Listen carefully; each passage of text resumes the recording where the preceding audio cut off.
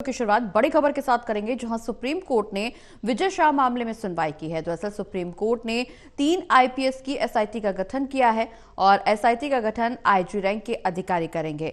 मंत्री विजय शाह की गिरफ्तारी पर फिलहाल रोक लगाई गई है। बता दें कि सुप्रीम कोर्ट ने विजय शाह का माफीनामा नामंजूर करते हुए मामले की जांच के लिए एसआईटी गठित करने के आदेश दिए हैं। इस एसआईटी में 3 आईपीएस अधिकारी होंगे, जिसमें एक महिला अधिकारी भी होगी। अदालत ने मध्य प्रदेश के बाहर के 3 वरिष्ठ आईपीएस अधिकारियों की विशेष जांच समिति बनाने के लिए कहा है। कोर्ट का कहना है कि हम इस मामले पर करीब से नजर रखेंगे। इस संबंध में मध्य प्रदेश सरकार को नोटिस जारी किया गया है।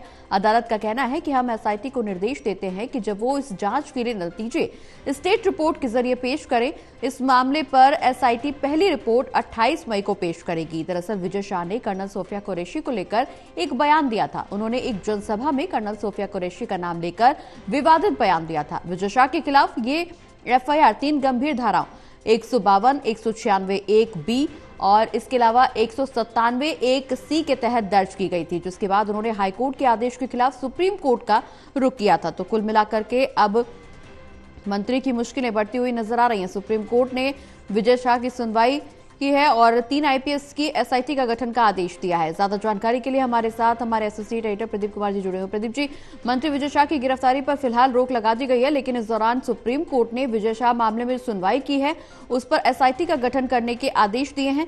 पहली रिपोर्ट एसआईटी की तरफ से 28 मई को पेश की जाएगी। जी बिल्कुल, और सुप्रीम कोर्ट ने जो मध्य प्रदेश के बीजेपी मंत्री हैं विजय शाह, जिन्होंने कर्नल सोफिया पर एक टिप्पणी की थी विवादित, और उसके बाद वो निशाने पर आ गए थे और उसके बाद मामला हाईकोर्ट में गया था, जहां पर उनके खिलाफ एफआईआर दर्ज करने के निर्देश दिए गए थे और उसके बाद उनकी गिरफ्तारी का डर उनको सता रहा था और उसके बाद वो सुप्रीम कोर्ट पहुंच गए, जिसके बाद सुप्रीम कोर्ट ने कड़ी टिप्पणियां की हैं। जो मंत्री विजय शाह, उनकी टिप्पणियों को लेकर उन्होंने जो माफी मांगी है वो मामले से बचने के लिए मांगी है।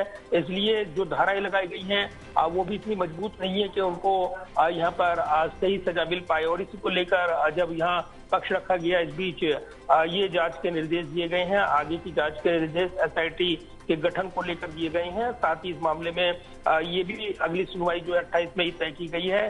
कोर्ट की ओर से कड़ी टिप्पणी करते हुए ये भी कहा गया है कि कुछ लोग दिखावटी घड़ियाली आंसू बहाते हैं, ये कड़ी टिप्पणी मानी जा रही है। तो कहीं ना कहीं सुप्रीम कोर्ट का जो रुख है वो सीधे तौर पर जो मंत्री की विवाद टिप्पणी है उसके खिलाफ सख्त रुख उन्होंने दिखाया है। और इस बीच यहाँ पर जस्टिस सूर्यकांत और एनके सिंह की बेंच जो मामले की सुनवाई कर रही है, उन्होंने इस पूरे मामले में यहाँ पर कहीं ना कहीं जो पूरी टिप्पणी आई है ये कहीं ना कहीं मंत्री की मुश्किलें बढ़ाती नजर आ रही है। विजय शाह को लेकर ये है कि याचिकाकर्ता ने माफी मांगी है, साथ ही कोर्ट मामले में एसआईटी बनाने के लिए निर्देश दिए गए हैं। अब इस पूरे मामले की जांच जो है यहाँ पर एसआईटी की ओर से की जाएगी। अगले मामले की सुनवाई रखी गई है 28 मई को और उसके बाद मामले की पड़ताल कोर्ट की ओर से की जाएगी। लेकिन एक बड़ा महत्वपूर्ण ये केस है, क्योंकि जिस तरीके से विजय शाह ने एक विवादित टिप्पणी की थी, एक टिप्पणी विवादित, और उसके बाद उनके खिलाफ केस दर्ज करने को लेकर जो यहाँ पर आगे कार्रवाई बढ़ती नजर आ रही थी,